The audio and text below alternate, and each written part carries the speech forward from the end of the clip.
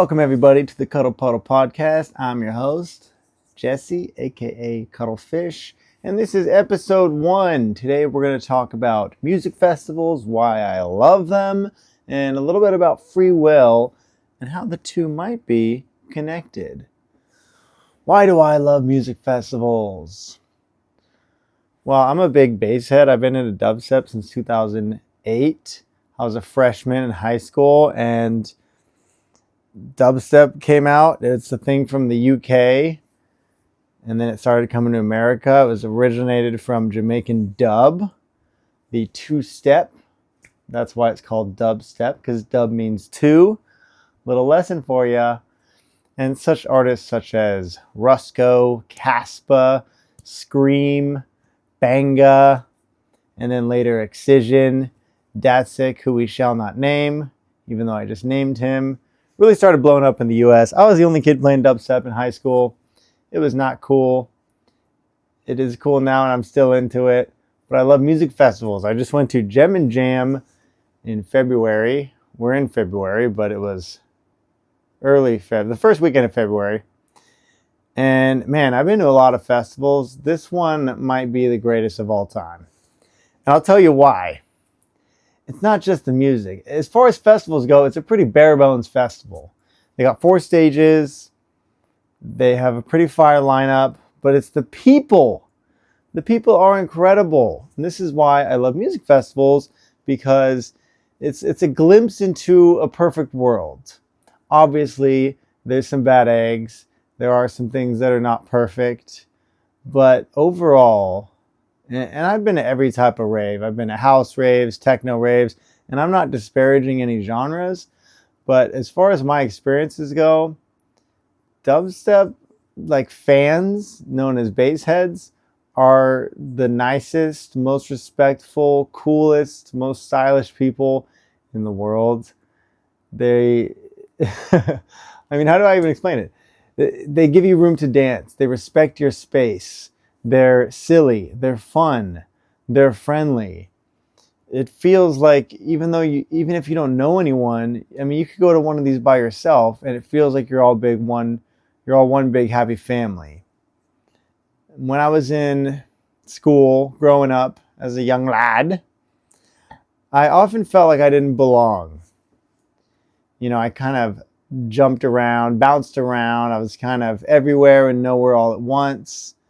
Didn't really have a clique, didn't have a niche, didn't play sports. I was kind of a nerd, but a cool nerd, I guess. But I was friends with everyone, but I didn't really connect.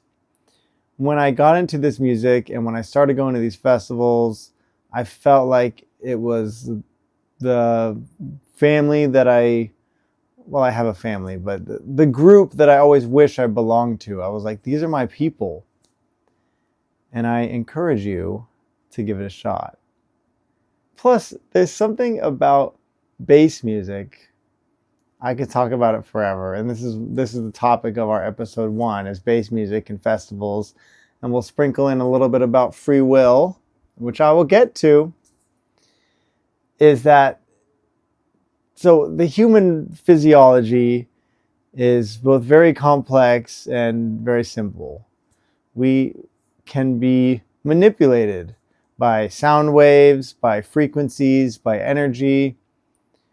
So when you think about that and you think about these low frequencies, these vibrations, people say, oh, I like your vibe. Oh, the vibe is off. What are they talking about? What is a vibe? What is a vibration? Well, we all function on some sort of frequency. The way I like to think of it is, think of the world as a radio. Do you know what a radio is? Do people still know what this is? Back in the day, they had these things called radios. And you would flip through the channels and find a song you like. So think of the world as a radio, and each person is on their own frequency. Like the stations. So sometimes you find someone that is not on your frequency or not on your station. And sometimes you find someone who is on your frequency. You like you turn the dial until you find where you're at and where the others are at that you need to be around. Does that make sense? And what does a radio do? It plays music. And so I think that people really connect through music. It feels almost like you're all your own separate entities, and yet you're all one singular entity. There needs to be no words, no communication. It's just music. You're just communicating through these frequencies, these sound waves, these vibrations. It's a beautiful thing. When people think of like raves, like the raves started probably in the 80s and 90s is when they kind of started to take off. They didn't really gain traction and become mainstream until the 2000s with Pasquale Rotella, Insomniac. Festivals started popping up, but it was an underground movement. It was a rebellious political movement where people wanted to get together, and it was illegal to rave. So they were rebelling against the government. They were rebelling against the system, and they were coming together as human beings to be together and dance and have fun. That's how the raves started. And look where they are now. I mean, everyone knows about EDM and raves. It's a thing. But there's something magical about it because we live in such a disconnected world where everyone feels alone. It's kind of crazy because we have social media and there's more ways to connect than ever. And yet, if you look at studies, and we can even look at this, we can back this up with some studies. So I'm not just talking out my ass here. Let's see, loneliness. Let's see this. Statistics. So loneliness, this is in 2025, has reached epidemic proportions, with studies indicating that approximately 33 to 50% of U.S. adults feel lonely regularly. Young adults, 18 to 25, are severely affected, with 1 in 3 reporting loneliness, while 40% of adults 45 and up report being lonely. It is now a global health crisis. Warning, with the World Health Organization warning it causes over 871,000 deaths annually. Let that sink in. Loneliness causes 871,000 deaths a year. And this is according to the WHO, with Gen Z and millennials being the loneliness, with around 80% reporting isolation in the last year. That's crazy numbers. 80% is crazy numbers. So why is it that we have all the social media, we have the TikTok, we have all that, and yet we all feel so lonely? I mean, we don't really have to get into it all right now. Are there systems put in place to make us feel such a way? I'll let you be the judge of that. However, the fact of the matter is, the numbers don't lie, Chico. People feel isolated. They feel like they have no one. And when I go to these festivals, and I've been lonely before, of course, but when I go to these festivals and I go to these shows and these dubstep shows, these raves, whatever you want to call them, I don't feel lonely. I feel like I'm on the same frequency as all these people because we literally are listening to the same air wiggles as each other and vibing on the same vibration. So I encourage you to go to a music festival at some point. And it doesn't have to be dubstep. Maybe you don't like dubstep. You'd be wrong, but that's totally fine. You're entitled to your opinion. You can go to any show. I think just getting out there is important. And I think that the more people are on social media, the way I like to see social media, and at some point I will rate my favorite to least favorite social media sites. But let's take Instagram, for example. Instagram is a very performative social media site. It's polished. It's look what I did. I just went to the Maldives. Everyone look at these pictures of me and my beautiful partner at the Maldives, whatever. Or, oh, I'm an influencer. Look, I just did this cool thing on a yacht. Whatever it is. The way I see it is kind of like you're looking outside a window and it's kind of dim in your house. The lights are dim and you're just peeking out the blinds of this window and you see people having fun outside. They're playing, they're on the slip and slide, they're laughing, whatever it is they're doing, they're just having fun. And you're sitting there inside the house looking through the window going, man, I wish I could have fun. I wish I could be one of them and be free and go out and I don't know what is stopping you. What is stopping you from going out and doing what you want to do? Is it the social media? Is it maybe you don't have money? Maybe you're shy, introvert? Whatever it is, there's really nothing stopping you from going out and having fun with the people outside the window. You just have to honestly get out of your own head. A lot of the times, our greatest enemy is not what's around us or what's in front of us, it's what's inside us. And are there systems that put in place that have made us feel that way and doubt ourselves and perhaps hate ourselves? I will let you be the judge of that. However, this is where it ties into free will. Do we have free will? This is a question that has plagued mankind since the beginning of time. What is free will, and can we grasp it in our fingers? Well, free will is exactly what it sounds like. It's the ability to do what you want when you want. Let's say you want to go to Italy. You want to go eat the pasta and hang out in Venice and go on the gondola. What is stopping you? This is going to be an interactive thing, by the way. This is the Kuddle Puddle. You can't have a Kuddle Puddle by yourself. So even though I'm the host, this is an interactive thing. I'm a man of the people here. This is for everyone. I want us to feel like we're all in a big puddle cuddling. So I want you to reply in the comments if you're watching this on YouTube, or just write it down or think it. You don't have to reply, just think it. What is something you want to do and why aren't you doing it? What is something you want to do and why aren't you doing it? Have you thought of something? Just the first thing that pops in your head. It could be broad, like, oh, I want to be a singer and put out an album. It could be, I want to cook a filet mignon for my lover. Or it could be in my example, which is go to Italy. And I'm just going to run with this example. So let's say you want to go to Italy. Why aren't you doing it? Well, if you have a pen and paper, you can list off the reasons why.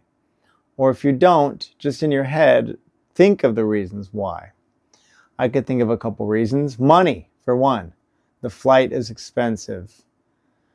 Once you get there, you got to get a place to stay, hotel, Airbnb. There's food. You got to get souvenirs. It costs money.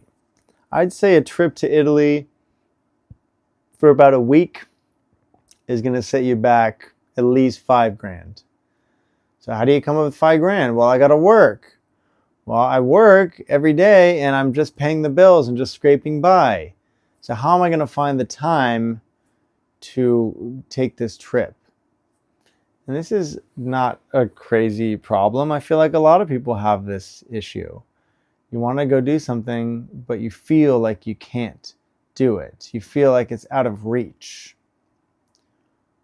Well, I'm here to tell you that it's not out of reach. There are ways to get where you want to go and do what you want to do. Do you have goals? Do you have dreams? Do you have aspirations? I'm sure you do. Everyone does. So why aren't you doing them? The whole goal, I'm going to turn off my space heater here. The whole goal is to manifest your reality. You probably heard that before. Everyone's heard, oh, manifest. Oh, how do I manifest? I just wish it into existence and it appears. Manifestation is something that I have worked on for years and years and years, and I've tried it the superficial way and I've tried it the real way. And let me tell you something about manifestation. Manifestation is repetition.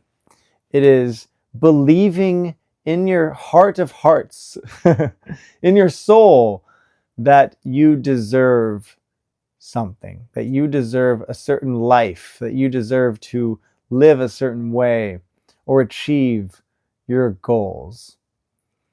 And then it's not as simple as just setting goals and accomplishing those goals.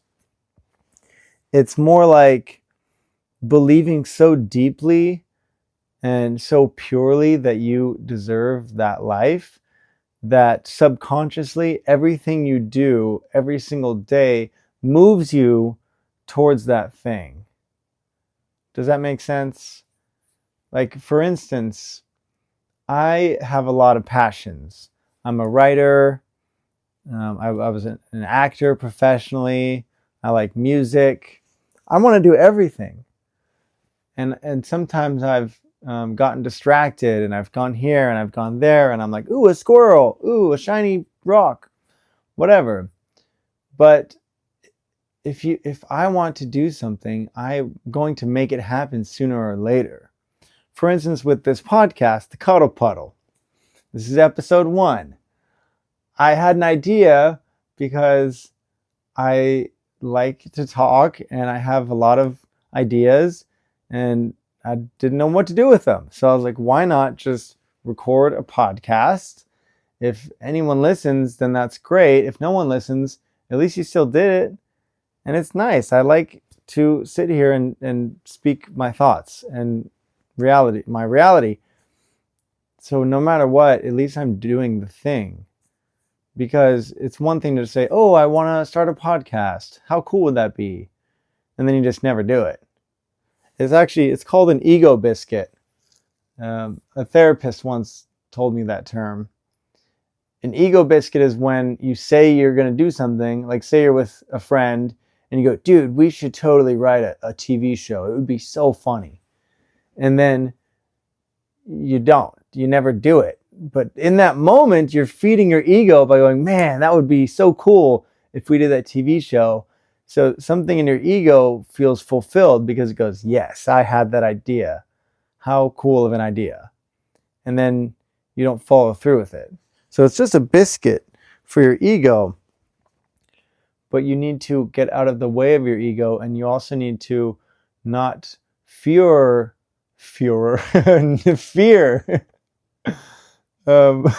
no fearer, but also no fear of being judged, of failing. I mean, obviously your brain is going to fight yourself because from a very young age, you've been told to behave. Don't act out. Don't make a scene. Don't cry. Don't touch the stove. Whatever. And obviously touching the stove is not good. Some of these lessons are in place for a good reason, but it's ingrained in our brains to almost like conform or be uniform, just behave, right? Obey. One thing I think about is like the Pledge of Allegiance. I don't know, do they still do the Pledge of Allegiance in school? When I was a kid, they did the Pledge of Allegiance, and every morning right when class would start, everyone would stand up and they'd put their hands on their hearts and they'd go, I pledge allegiance to the flag of the United States of America, something, something indivisible, and for which it stands, for God. And see, I don't even remember it. But that's not the point. We had to say the Pledge of Allegiance. You didn't have a choice. And I remember thinking, even as a little kid, I was like, I don't want to say this. Why am I pledging allegiance to this flag? I don't even know this country. Let me get to know this country before I pledge allegiance to it. Of course, the more you find out about the country, in my case, the USA, the more you're like, I don't know if I want to pledge allegiance to this. Is this a country to pledge allegiance to? Now, I'm not hating on the USA. I think it has its issues, but overall, it's not the worst country. And we won't get too into that. But the fact of the matter is that we didn't have a choice. If you didn't put your hand on your heart and you didn't say the Pledge of Allegiance, you would get called out by your teacher. So we're taught from this young age to suppress our ourselves, our truest self, our inner child that wants to frolic and play and be heard and create and be loud.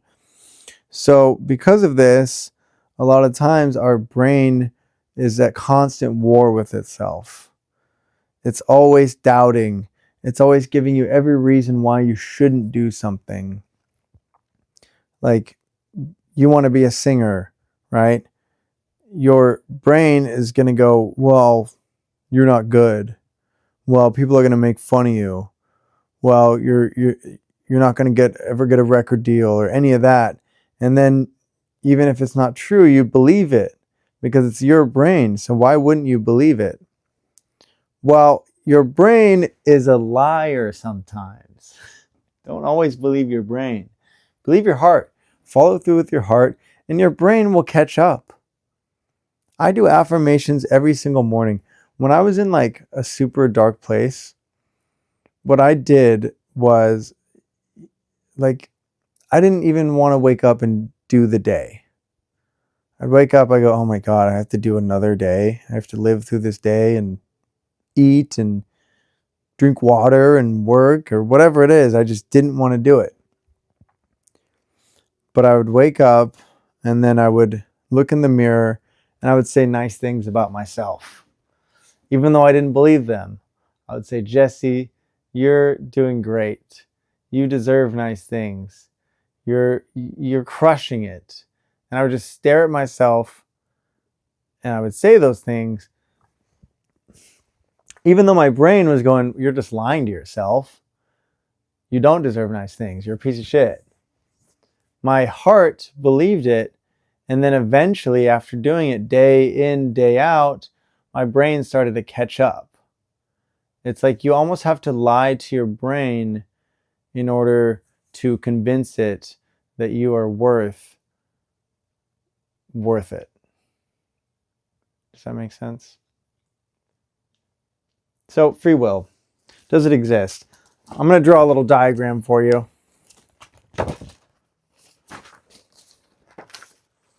Okay. So, free will. Here's my theory on free will.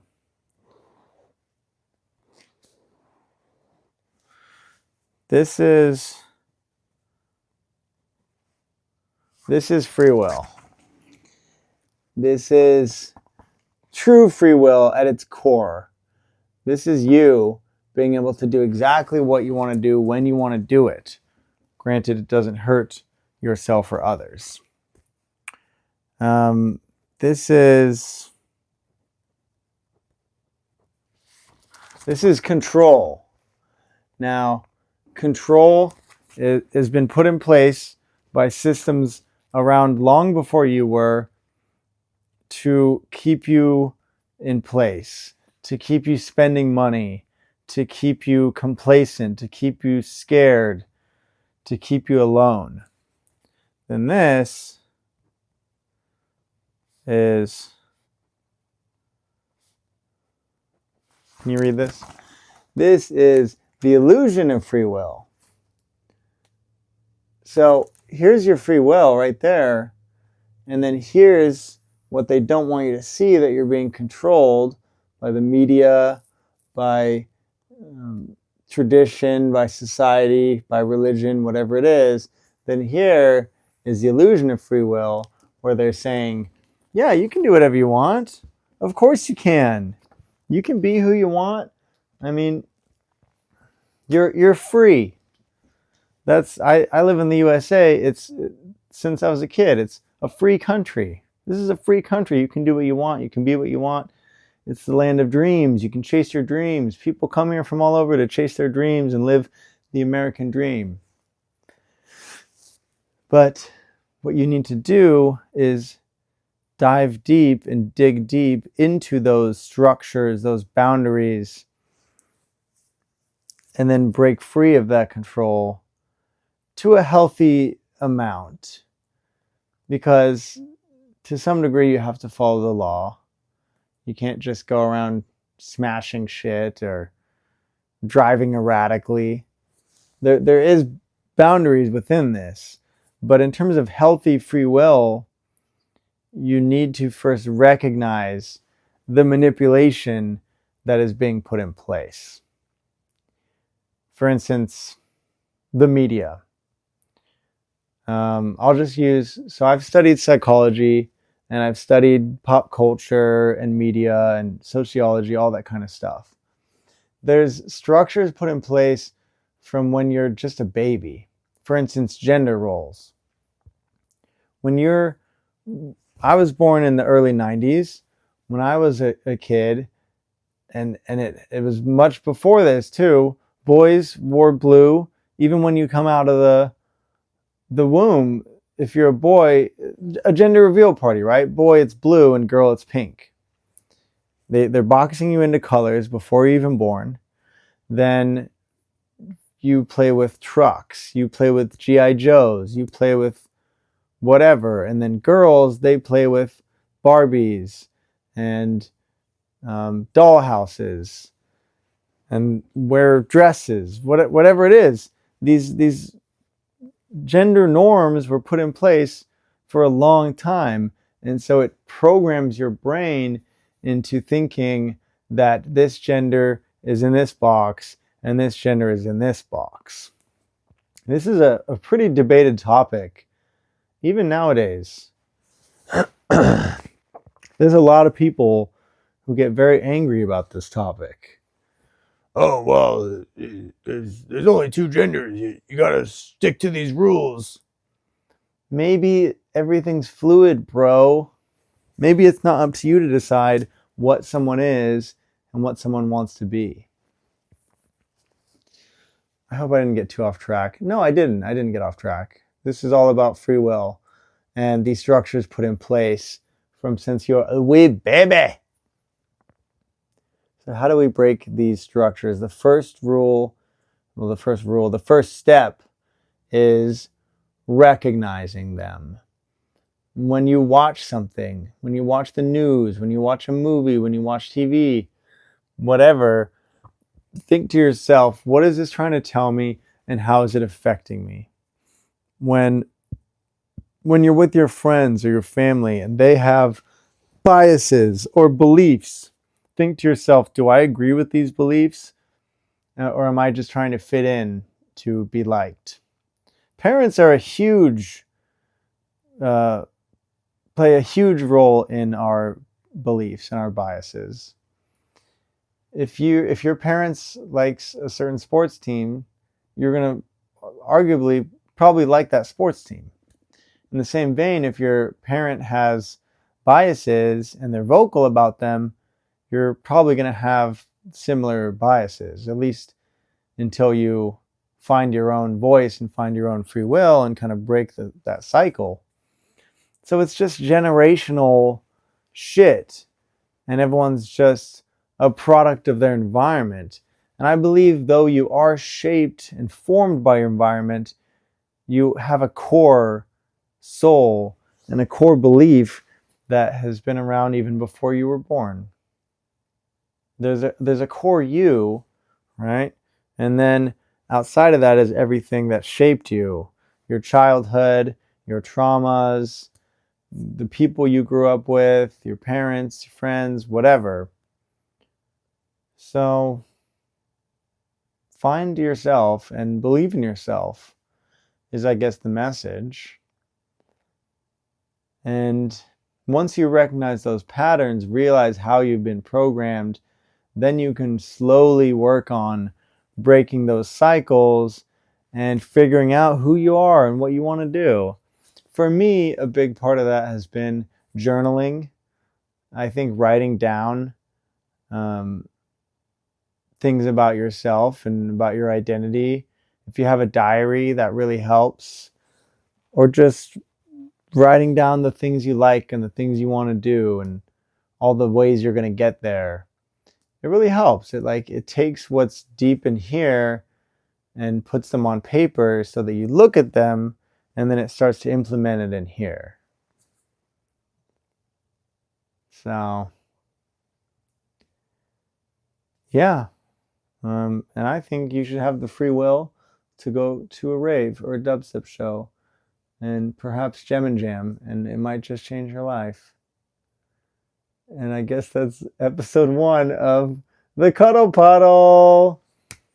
Can't wait to keep doing these. Super excited, super stoked. This is going to be really fun for you and me. And we're just going to have a good old time. So yeah, have a great day. I'm Jesse, aka Kuddlephish. This is the Cuddle Puddle. And have a wonderful year. It's the year of the fire horse. We'll get into that next episode. The year of the snake is finally behind us. And now we are moving forward, moving into our highest selves. Bye.